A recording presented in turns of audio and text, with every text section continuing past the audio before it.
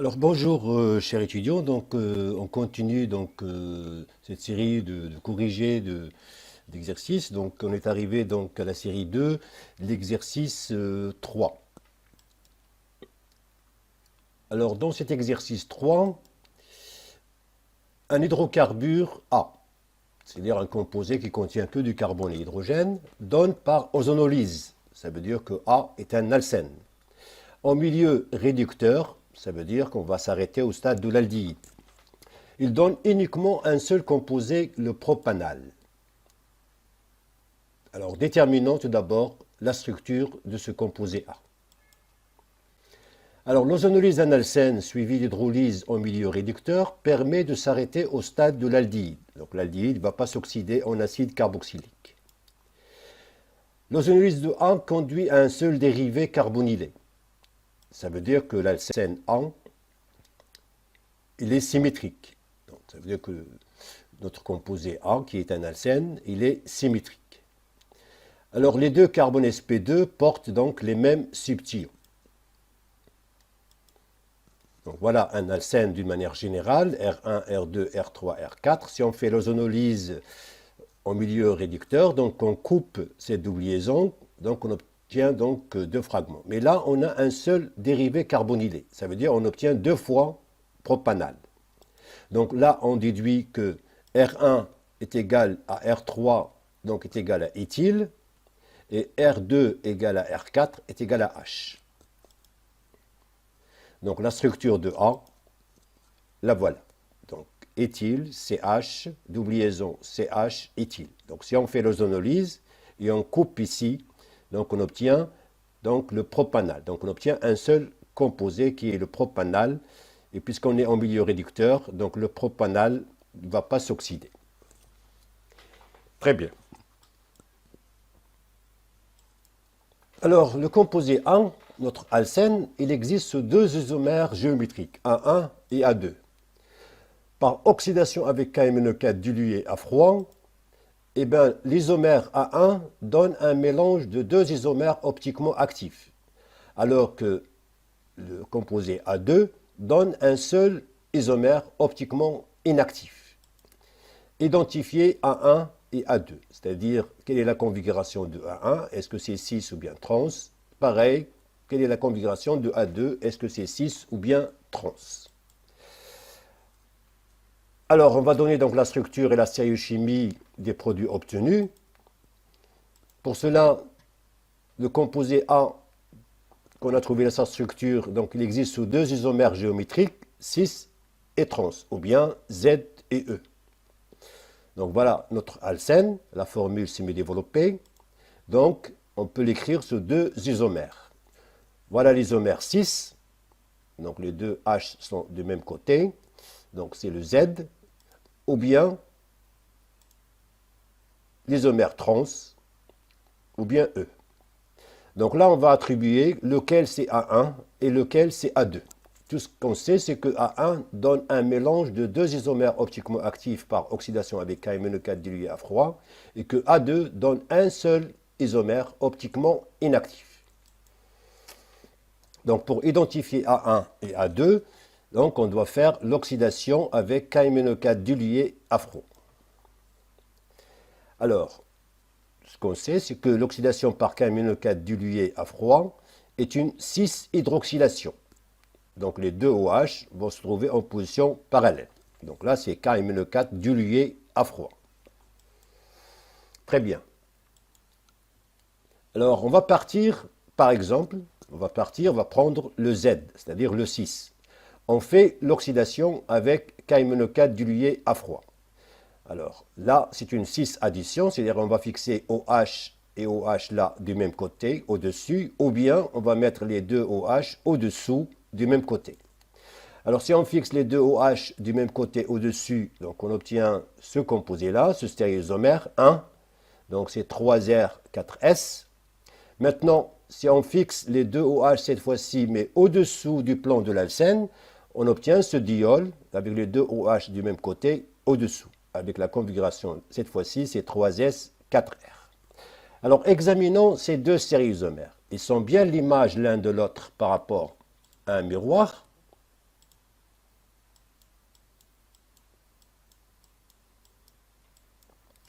mais ils sont identiques. Pourquoi? Parce que là, on a un plan de symétrie.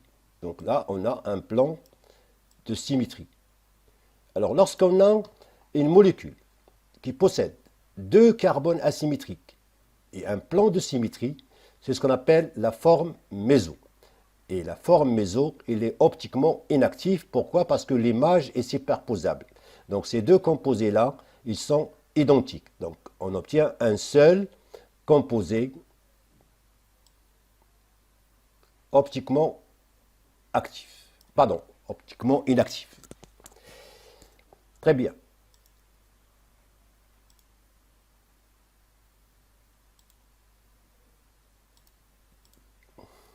Donc 1 et 2, ils sont identiques. Donc c'est la forme méso. Donc la forme méso possède toujours la configuration SR ou bien RS. L'inverse, c'est faux, bien sûr.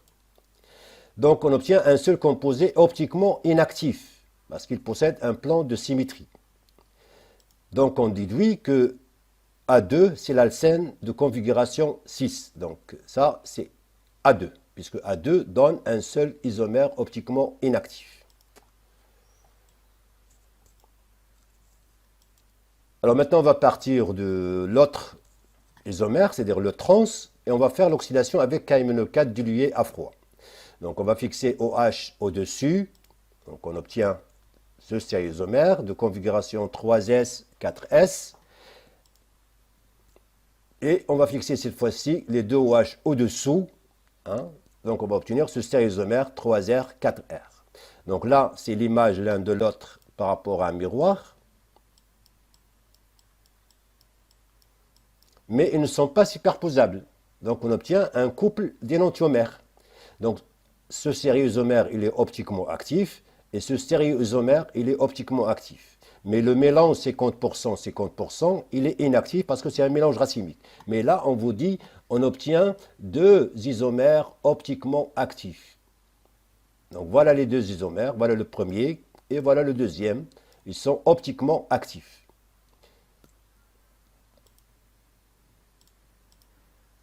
Donc on obtient deux composés optiquement actifs. Donc A1, c'est possède la configuration trans. Donc voilà A1. On continue donc notre exercice 3. On dit que A2 réagit avec l'acide perbenzoïque, donc c'est un peracide. Il conduit à B qui, par hydrolyse basique, donne un mélange de deux isomères optiquement actifs. Quelle est la nature et la stéréochimie du composé B? Donc la nature, ça veut dire quelle est la structure, c'est-à-dire la formule semi-développée. La stéréochimie, ça veut dire qu'est-ce qu'on obtient? Est-ce qu'on obtient des composés optiquement actifs ou bien inactifs? Alors, déterminer les structures des produits d'oxydation en précisant leur stéréochimie. Alors, l'action de peracide sur un alcène suivi d'hydrolyse est une transhydroxylation, c'est-à-dire c'est l'inverse de l'oxydation avec KMNO4 dilué à froid. Donc, on obtient un diol, c'est-à-dire avec deux OH, mais cette fois-ci en position antiparallèle. Donc, les deux OH sont en position antiparallèle. Première étape, c'est l'action du peracide. Donc, qu'est-ce qu'on a? Eh bien, on a fixation de cet oxygène-là sur l'alcène. Donc, on obtient un pont oxygéné. C'est ce qu'on appelle un époxyde. Donc, ça, c'est la première étape. La deuxième étape, c'est l'hydrolyse basique de l'époxyde. Donc là, on a notre époxyde. Et on va hydrolyser cet époxyde avec OH-. Donc rappelez-vous, on a vu précédemment un mécanisme pareil avec l'halogénation. Donc on obtient un pont bromonium. Pareil ici, donc le OH-, il ne peut pas attaquer au-dessus du plan de l'alcène. Donc là, on a un plan, l'alcène possède un plan. Et au-dessus du plan, il est occupé par le pont oxygéné. Donc le OH-, il ne peut pas attaquer au-dessus, donc il va attaquer au-dessous. Donc soit ce carbone-là, soit l'autre carbone.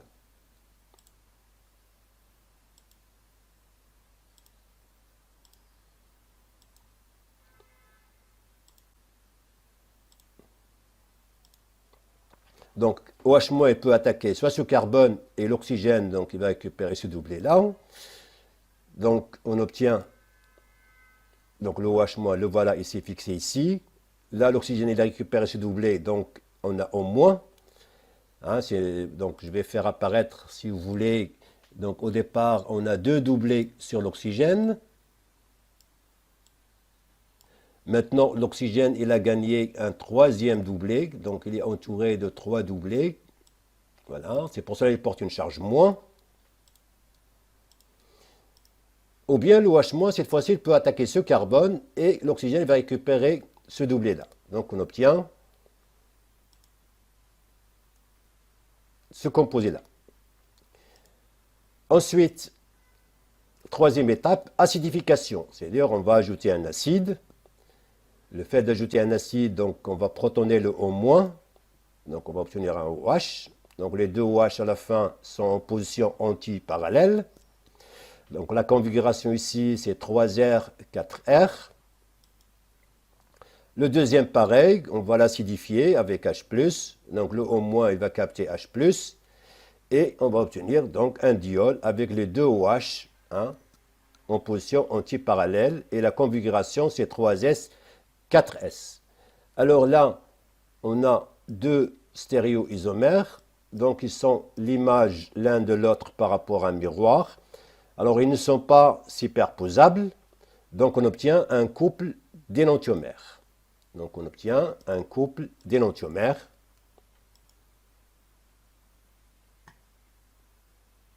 Donc 3R, 4R et l'image 3S, 4S, c'est bien donc un couple d'énantiomères. Alors, dernière question de cet exercice 3. On demande la structure de l'isomère C, un composé C qui est isomère de A. Il donne par ozonolyse un acide carboxylique chiral et un dégagement gazeux.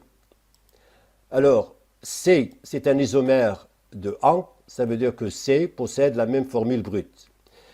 C va subir une réaction d'ozonolyse, ça veut dire que C possède donc une double liaison, donc c'est un alcène, pareil que A, mais la seule différence c'est que C, il va donner par ozonolyse un acide carboxylique et un dégagement gazeux. Très bien. Alors s'il donne un acide carboxylique et un dégagement gazeux, ça veut dire que ce dégagement gazeux, il provient de l'acide carbonique qui lui aussi provient de l'acide méthanoïque et l'acide méthanoïque provient du méthanal.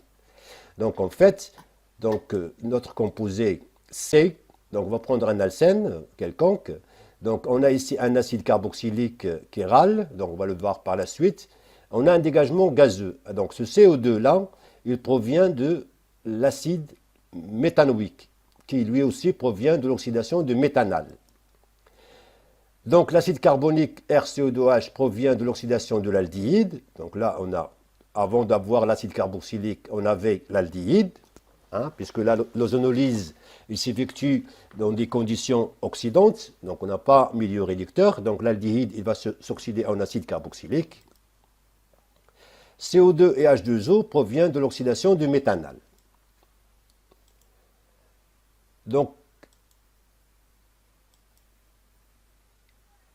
voilà, on reprend donc notre réaction d'ozonolyse.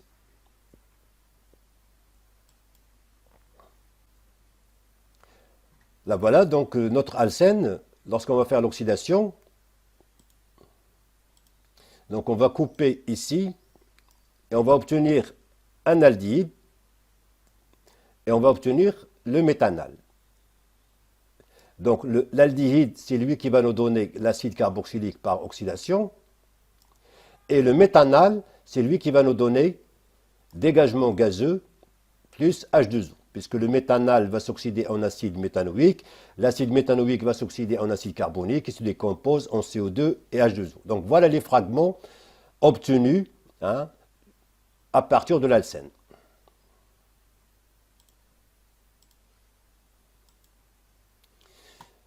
Donc, connaissant les fragments obtenus à partir de l'alcène, donc on va comparer l'alcène avec ces fragments-là carbonylés. On va dire que R3 et R4 est égal à H.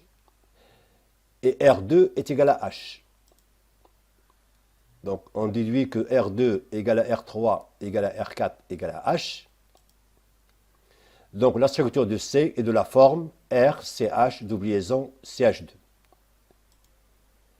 Pour avoir un acide carboxylique chiral, C donc, doit avoir un carbone asymétrique. Donc voilà notre composé C, c'est un alcène, et la partie R qui nous reste, elle contient 4 carbones. Donc pour avoir un carbone asymétrique, voilà la seule possibilité, la combinaison pour avoir un carbone asymétrique pour le composé C. Très bien. Donc voilà, ainsi prend fin donc, le corrigé de cet exercice 3. Donc on va se voir dans la vidéo suivante pour la suite de cette série concernant les alcynes.